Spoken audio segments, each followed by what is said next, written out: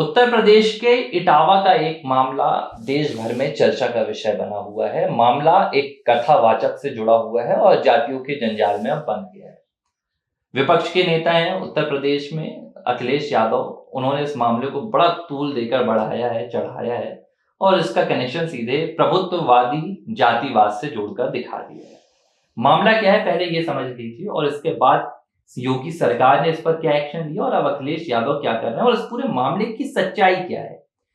वो कथावाचक जिसका नाम संत राम सिंह यादव है, वाकई में उस कथावाचक ने अपनी जाति पहले बताई थी, मुकुटमणि ने अपनी जाति पहले बताई थी, या इस पूरे मामले में उन्होंने अपनी जाति छुपाई और मामला जग जाहिर होने के बाद जातिवाद का कार्ड खेला गया।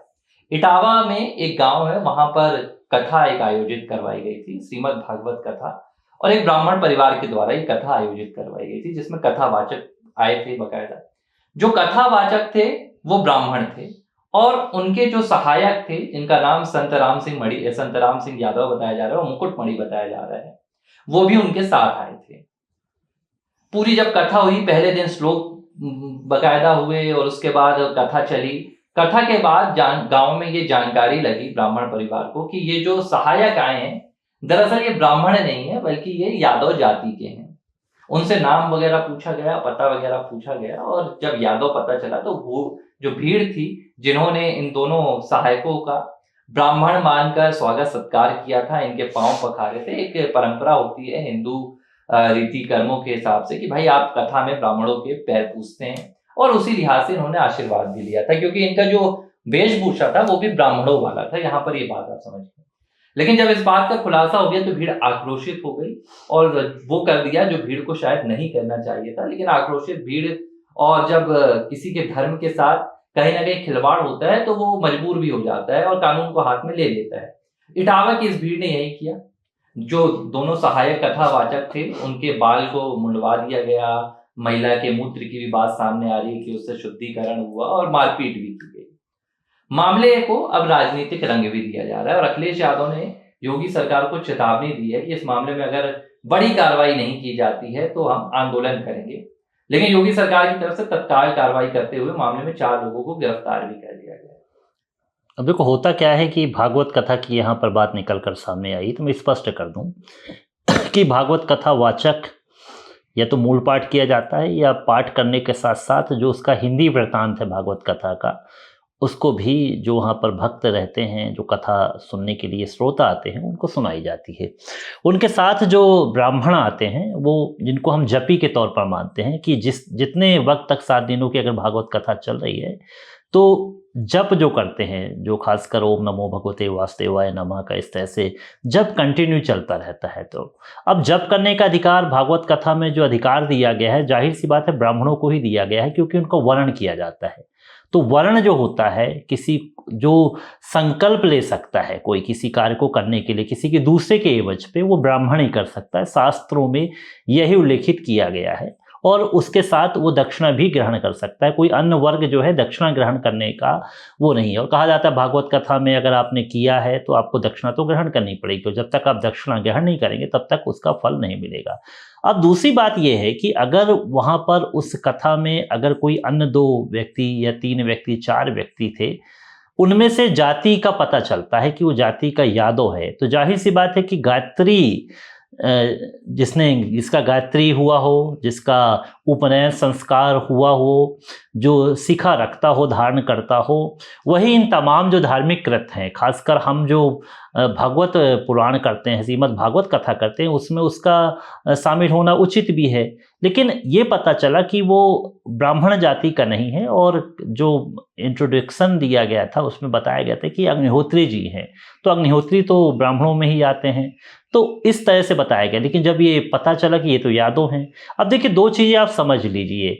क्या जब कोई व्यक्ति साधु हो जाता है तो उसकी जाति का उल्लेख नहीं किया जाता है। अगर साधु है तो उसके चरण जो हैं पखारने के लिए, उनके पैर पड़ने के लिए ब्राह्मण भी साधु के सामने नतमस्तक होते हैं।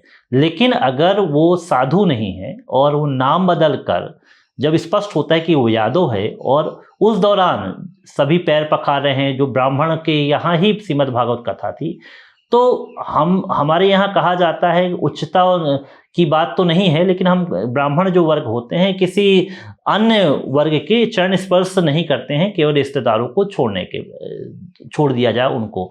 तो इस तरह से आपने एक जो दूषित मानसिकता का परिचय दिया जो अभी यहाँ पर पता चल रहा है, अगर वो यादव है तो मैं एक सवाल उठाता हूँ, अगर वो यादव है और वो साधु नहीं है तो श्रीमद् भागवत कथा के मंच पर वो क्यों था और जपकार और सहायक के रूप में क्यों था? अब मान लेते हैं वो क्या संगीत के में था, क्योंकि संगीत जो होता है श्रीमद् भागवत कथा में एक नया चलन इस समय चला है कि संगीत वाले सीधी सी बात है अलग लेके चलते, उसमें जाति बंधन का नहीं देखा जाता है। अब वो जप कर रहा है तो जप करने में, पैर पखारने में सब चीजें निकल के सामने आ गई हैं। तो आपने तो छलावा कर दिया, क्योंकि संकल्प जो होता है वो ब्राह्मण ही लेता है इस चीजों का, और आपने अगर इस तरह से किया तो जाहिर सी बात है आक्रोश वहां पर निकल कर सामने आया। कानून के हिसाब से जो भीड़ ने किया है उसका तो कोई भी समर्थन नहीं करेगा। अगर ऐसा कुछ था तो भीड़ को सीधे तौर पर कानून का सहारा लेना चाहिए था और अपने साथ जो भी ज्यादती हुई है उसकी जानकारी देनी चाहिए। तो उसके इसीलिए योगी सरकार ने बकायदा इसके खिलाफ एक्शन भी लिया है। लेकिन जिस लिहाज से जो इसे राजनीतिक रंग दिया जा रहा है, अगर आप देखें तो कहीं ना कहीं ये धार्मिक भावनाओं के साथ एक बहुत बड़ा खिलवाड़ किया गया है और ये एक मामला आया है और ऐसे कई मामले मुझे लगता है आगे भी आ सकते हैं।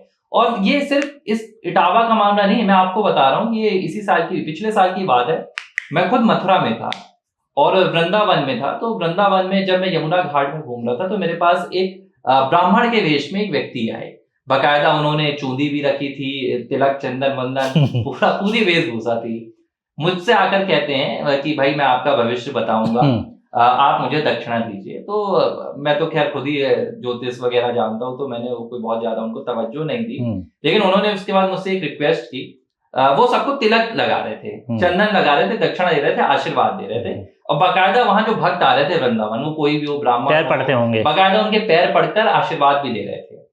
तो पहले तो मैंने इनकार कर दिया, मैं उस पर्पज से नहीं गया था, मैं वहां पर रिपोर्टिंग के पर्पज से गया था। यमुना घाट किनारे थोड़ा सा वक्त गुजार रहा था। तो उसके बाद उन्होंने कहा कि चलिए भैया आपको तिलक चंदन नहीं लगवाना है तो मेरे घर में एक फोन करवा दीजिए। तो उन्होंने अपना नंबर दिया। तो मैंने जब उनके घर पे फोन लगाया तो ट्रू कॉलर में उनका नाम यादव निकल कर सामने आया।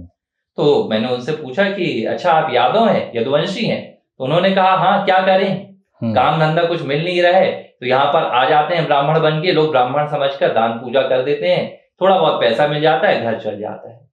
तो ये मुझे समझ में आया कि वहां पर सिर्फ एक ये व्यक्ति नहीं है, बहुत सारे ऐसे लोग थे जो यादव जाति के थे या दूसरी जाति के थे, ब्राह्मण वाला एक वेशभूषा पूरी धारण कर वहां बैठ जाते हैं और भक्तों के सामने ब्राह्मण बनकर दान भी लेते हैं, पूजा भी करवाते हैं, पैर भी पड़वाते हैं और हर तरह की गतिविधि को अंजाम देते हैं।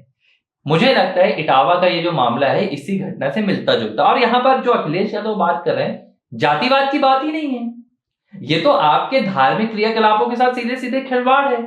भाई अगर मैं किसी को ब्राह्मण मानकर पूजना चाहता हूं तो मेरी अपनी श्रद्धा है, मेरे पास इसके संवैधानिक अधिकार है। भाई सबका अपना रहता है। अब एक मुस्लिम व्यक्ति है, वो अपने मौलवी को पूजेगा, वो अपने मौलवी के सामने नतमस्तक होगा, उसके लिए जो हिंदू ब्राह्मण है शायद उतना तवज्जो नहीं रखता हो, ये तो उसके अपने अधिकार है। तो भाई इटावा में जो हुआ है, आपने अपनी जाति क्यों छुपाई? अब ये कह रहे हैं कि हमने पहले से ही जाति बता दी थी। पहले से जाति बता दी गई होती तो आपसे फिर ये पूजा क्यों करवाते? शाम को क्या भीड़ को अचानक से बुखार आया कि अचानक भीड़ ने सुबह आपसे पूजा करवाई, शाम को आपकी धुलाई कर दी? तो देखिए बड़ा अभी जो एंगल निकल कर सामने आ रहा है, ये कहीं ना कहीं बड़ा संदेहास्पद एंगल है और इस मामले की मुझे लगता है और गहनता से जांच होनी। देखो बहुत सारी चीजें ऐसी होती हैं, कहा जाता है कि व्यास जो हैं पुरुष हैं तो व्यास पीठ पे जो बैठेगा कई बार कि पुरुष ही बैठेंगे।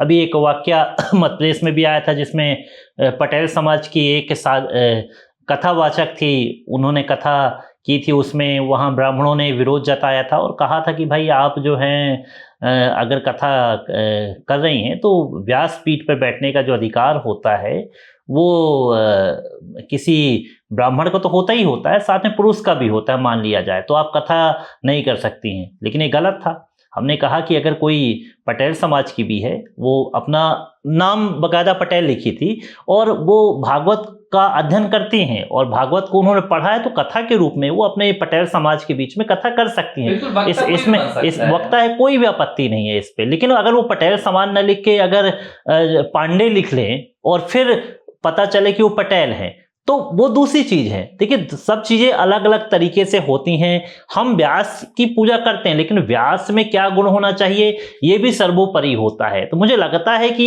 ये तो भावनाओं के साथ खिलवाड़ भी है। ये अखिलेश यादव अपने पीडीए के अभियान को बढ़ाने के लिए, चूंकि यादव जाति का मामला है, वो इसे राजनीतिक रंग दे रहे हैं, राजनीतिक हवा दे रहे हैं। लेकिन अगर इसकी आप मामले की गहराई तक जाएं तो ये जातिवाद का मामला नहीं, ये मामला धार्मिक भावनाओं के साथ खिलवाड़ का है। और ये उत्तर प्रदेश में मैंने जैसे जिक्र किया कि कई जगह ये मामले सामने आ रहे हैं। इटावा से ये घटना अभी सामने आ गई तो सोशल मीडिया पर चर्चा का विषय बन गई है। लेकिन एक तरफ ब्राह्मणों को लेकर तरह तरह की बातें भी होती हैं, उनके खिलाफ आलोचना भी होती है, लेकिन उनका सहारा लेकर दूसरी जातियों की जो ऐसे मामले सामने आ रहे हैं, ये भी देखने के लिए मिल रहे हैं। तो अखिलेश यादव इसे राजनीतिक रंग ना दें और मामले में देखें कि भाई गंभीरता क्या है मामले की, किसके साथ क्या खिलवाड़ किया जा रहा है। क्योंकि आज आप ये कहेंगे कि जाति और ये हो रहा है, तो कल को फिर ब्राह्मण, मुझे लगता है कि ब्राह्मणों के अस्तित्व ही खतरे में आ जाएगा। फिर तो आप कहेंगे कि भैया एससी वर्ग भी पूजा करेगा, आपकी कराएगा, और ये इसे लेकर नहीं, इसको लेकर तो मध्य प्रदेश में याचिका भी है, और बाकायदा इस पे बात चल ही रही है। हालांकि ये क्या निर्णय होगा ये हम इस पर भी आलोचना नहीं करते हैं, किसी भी जो भी कोर्ट पर मैटर है। लेकिन ये जो गंभीर मसला है कि अगर आप जाति छुपा रहे हो और जाति छुपाने के बाद आप ब्राह्मण बनकर अपने आप को पूजित करवा रहे हो, तो ये निसंदेह ये ठीक उचित नहीं है। क्योंकि इसमें तो जन भावनाएं जो होती हैं वो कहीं ना कहीं भ्रमित होती हैं। ये ऊंच नीच जाति का मामला नहीं है। आपने जिक्र किया कि अगर कोई साधु हो जाता है तो फिर उसकी जाति पूछी नहीं जाती, जाति नहीं पूछी जाती। देश में ऐसे ढेरों उदाहरण भरे पड़े। तो मामला जो है वो यही है कि ये कहीं ना कहीं धार्मिक भावनाओं के साथ खिलवाड़ का मामला है, जिसे अब पूरा जो अखिलेश यादव और जातिवाद का रंग अपने पीडीए अभियान को तेज करने में देने की कोशिश कर रहे हैं। ABC हिंदी न्यूज, आज ही जुड़िए हर खबर के साथ।